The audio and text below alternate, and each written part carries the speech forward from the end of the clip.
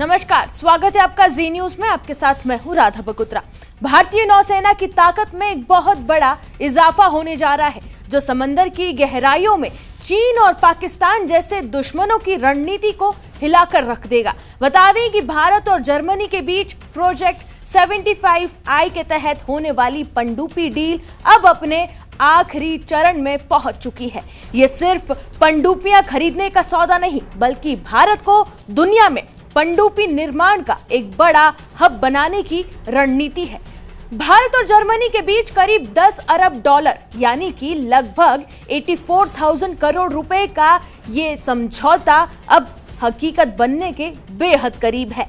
इस डील के तहत भारतीय नौसेना को 6 अत्याधुनिक पनडुब्बियां मिलेंगी। वहीं बता दें कि लेकिन सबसे अहम बात इस पूरे समझौते की यह है कि ये पनडुब्बियां कोई रेडीमेड मॉडल नहीं होंगी, बल्कि भारत की खास ऑपरेशनल जरूरतों को ध्यान में रखकर तैयार किया गया है। एक हाइब्रिड डिजाइन होगा इसमें। इतना ही नहीं, भारत को इन पनडुब्बियों को दूसरे देशों को निर्यात करने का अधिकार भी मिलेगा, जो इस डील को रणनीतिक रूप से बेहद खास भी बनाता है। अब सवाल उठता है कि भारत की ये नई पनडुब्बियां आखिर कितनी घातक होगी। सबसे पहले बात करते हैं डिजाइन और क्षमता की। ये पनडुब्बियां जर्मनी के 2 बेहतरीन डिजाइनों को मिलाकर बनाई जा रही है, जिससे ये दुनिया की सबसे घातक पारंपरिक पनडुब्बियों में से एक बन जाएगी।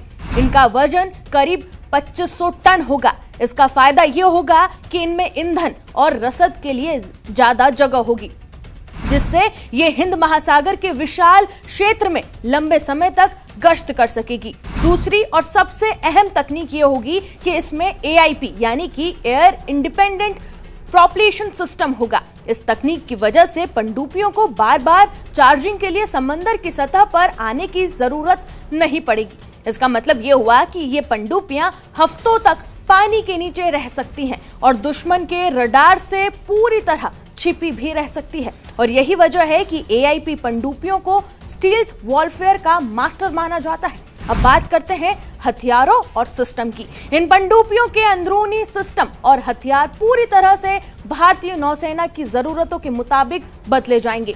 इनमें भारतीय मिसाइलें और भारतीय टॉर्पिडो फिट किए जाएंगे, जिससे भारत की रणनीतिक स्वतंत्रता और भी ज्यादा मजबूत होगी। इस डील की सबसे बड़ी जीत यह है कि भारत का defence industrial sector Mazagon dock limited यानी कि MDL को इन पनडुब्बियों के लिए एक्सपोर्ट लाइसेंस भी मिल गया है। अब MDL इन मित्रों देशों के साथ में पनडुब्बियां बेच भी सकेगा, जो ऐसी ही ताकत कई टाइम से चाह रहे थे। इससे भारत ग्लोबल पनडुब्बियां मार्केट में एक बड़े खिलाड़ी के रूप में उभरेगा।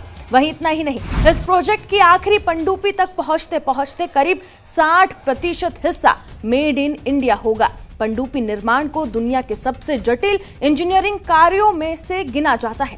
इन प्रोजेक्ट से भारतीय इंजीनियर्स और कामगारों को वो तकनीकी कौशल मिलेगा जो भविष्य में पूरी तरह से स्वदेशी पनडुब्बियां बनाने में काम आ सकता है। ये सीधे सीधे आत्मनिर्भर भारत के विजन को मजबूती देता है। अब सवाल यह है कि भारतीय नौसेना के लिए ये डील इतनी जरूरी क्यों है। दरअसल भारतीय नौसेना का पनडुब्बी बेड़ा तेजी से पुराना हो रहा है। रूस से ली गई किलो क्लास पनडुब्बियां अब रिटायरमेंट के करीब हैं। हालांकि भारत के पास कलवरी क्लास की पनडुब्बियां जरूर आई हैं, लेकिन समंदर में दबदबा बनाए रखने के लिए ये संख्या भी काफी नहीं है।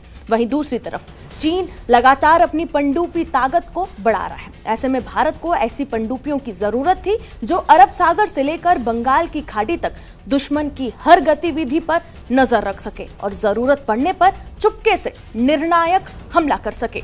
प्रोजेक्ट 75I की पनडुब्बियां इसी रणनीतिक जरूरत को पूरा करती है। तो बता दें कि कुल मिलाकर देखें तो भारत जर्मनी की ये डील सिर्फ 6 पनडुब्बियों की कहानी नहीं है। ये कहानी है समुद्री शक्ति की, संतुलन बनाने की, डिफेंस की और एक्सपोर्ट बढ़ाने की रणनीति पर भी, और भारत को आत्मनिर्भर बनाने की एक पहल की। आप इस डील को लेकर क्या राय रखते हैं, हमें कमेंट सेक्शन में जरूर बताएं और बाकी तमाम खबरों के लिए जुड़े रहे जी न्यूज के साथ।